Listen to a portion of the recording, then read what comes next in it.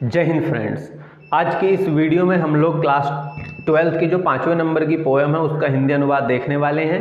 तो पोएम का नाम है आपका ए रोड साइड स्टैंड, यानी कि सड़क के किनारे बना हुआ एक बस अड्डा, एक छोटा सा बस अड्डा, और जिसके लेखक हैं रॉबर्ट फ्रॉस्ट। रॉबर्ट फ्रॉस्ट एक बहुत अच्छे लेखक हैं और बहुत अच्छे कवि हैं। इन्होंने बहुत सारी पोएम लिखी हैं। आपने हाई स्कूल में भी इनकी पोएम्स पढ़ी होंगी और इंटर में भी आपके सिलेबस में ये एक पोएम इन्होंने दी है। ये बड़ी अच्छी कहानी इसमें दिखाई गई है। इसमें विशेष वर्ग, यानी कि ऐसा कह लीजिए कि एक निचले तबके का वर्ग है और एक ऊंचे तबके का वर्ग है। इन दोनों वर्गों में किस तरह का अंतर है, या आप सीधे सीधे तौर पर कहें तो अमीर और गरीब में क्या फ़र्क है, इस कहानी में समझाने की कोशिश की है रॉबर्ट फ्रॉस्ट ने। तो वो कहते हैं इस कहानी में कि सड़क के किनारे वहाँ एक मकान है और उस मकान पर एक शेड, यानी कि एक टीन डालकर, एक छप्पर डालकर उसमें एक दुकान का निर्माण किया गया है और छोटा सा उसी के बगल में एक बस अड्डा है।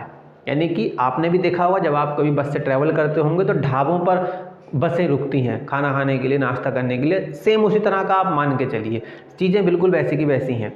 तो वो कवि कहते हैं कि सड़क के किनारे एक बस अड्डा बना हुआ है, वहाँ पर लोगों ने अपनी दुकानें वहाँ लगा ली हैं। ये बेचारे गरीब लोग हैं और ये वहाँ पर बेर बेच रहे हैं, कद्दू बेच रहे हैं और सब्जियाँ बेच रहे हैं, फल बेच रहे हैं, फूल बेच रहे हैं, इस तरह की चीज़ें वो बेच रहे हैं। तो कवि क्या कहता है? कवि कहता है कि ये वो इलाका है, ये वो गरीब लोग हैं जो सुबह से लेकर शाम तक, यानी कि सुबह अंधेरे में उनकी दुकान खुलती है और रात तक वो दुकान खोले रखते हैं, और उनके मन में सिर्फ इतनी ही आशा रहती है कि कोई यहाँ से गुजरने वाली जो कारें हैं या जो बसें हैं या जो भी वाहन यहाँ से गुजर रहे हैं, जो यहाँ रुकें और रुककर हमसे कुछ ख़रीदें और उसके बदले में हमें कुछ पैसे मिलें ताकि हमारा जीवन यापन भी चलता रहे। तो इतनी सी उनकी मन में जो है आशंका है, उनके मन में एक तरह की आशा है कि हमारे साथ भी इस तरह की चीज़ें हों।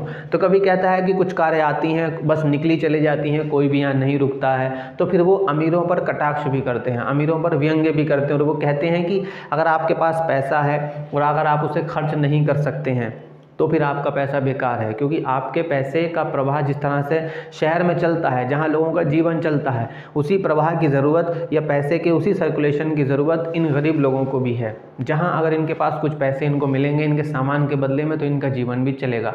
तो कभी कहते हैं कि एक कार आके रुकती है तो वो सिर्फ ये पूछने के लिए कि ये सड़क कहाँ जा रही है, बस वो इतना पूछती है और वहाँ से निकल जाती है। फिर एक और कार आके रुकती है और वो सिर्फ घास में, यानी कि जो मैदान है उस बस अड्डे में गाड़ी को बैक करने के लिए रुकती है और बैक करके गाड़ी फिर वापस लेके चली जाती है। वो कहते हैं फिर एक कार और रुकती है, वो आके ये पूछते हैं कि यहाँ पर गैलन मात्रा होती है कि 1 गैलन गैस मिलेगी क्या, जबकि उनको पता होना चाहिए कि वहाँ पर गैस नहीं मिलती है। वे तो बेचारे छोटी छोटी चीज़ें वहाँ पर बेच रहे हैं। फिर एक कार आके रुकती है ये पूछने के लिए कि आपकी सब्जियों का क्या रेट है, और वहाँ से नहीं खरीदते हैं। तो 3-4 उदाहरण कवि ने दिए हैं और साथ में दिखाने की कोशिश की है कि लोग वहाँ से गुजरते रहते हैं मगर सुबह से शाम भी जाती है और उन लोगों से कोई कुछ भी नहीं खरीदता है। लास्ट में कवि अपील करते हैं लोगों से, गुजारिश करते हैं कि वे लोग आएँ, इन गरीब लोगों से कुछ सामान खरीदें जिसके बदले में इन्हें कुछ पैसे मिलेंगे और इनका जीवन यापन चलेगा।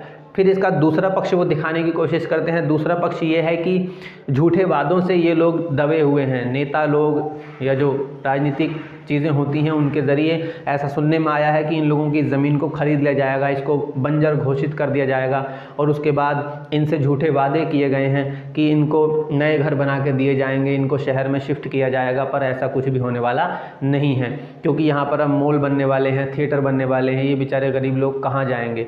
तो हर तरफ से उन लोगों पर कितना दुख आ रहा है, यानी कि शहर के लोगों से उनकी कोई दुश्मनी नहीं है, लेकिन वो अगर वहाँ से गुजर रहे हैं तो अगर वो कुछ खरीदेंगे तो उससे इन लोगों का जीवन यापन चलेगा। वो कोई भीख नहीं मांग रहे हैं, वो अपने सामान के बदले में पैसे चाहते हैं और सरकार से चाहते हैं कि सरकार उन्हें उनकी ज़मीनों पर रहने दे, उनसे उनकी ज़मीनें न छीने। तो इस तरह की चीज़ें दिखाने की इस कहानी में कोशिश की गई है। बस इस कहानी में सिर्फ इतना ही है और इसमें मैंने आपको हिंदी अनुवाद बता दिया है। अगले पार्ट में मैं आपको इसके क्वेश्चन आंसर लिखा दूंगा, उनका अर्थ समझा दूंगा, आप उनको नोट कर लेना। इस वीडियो में सिर्फ इतना ही।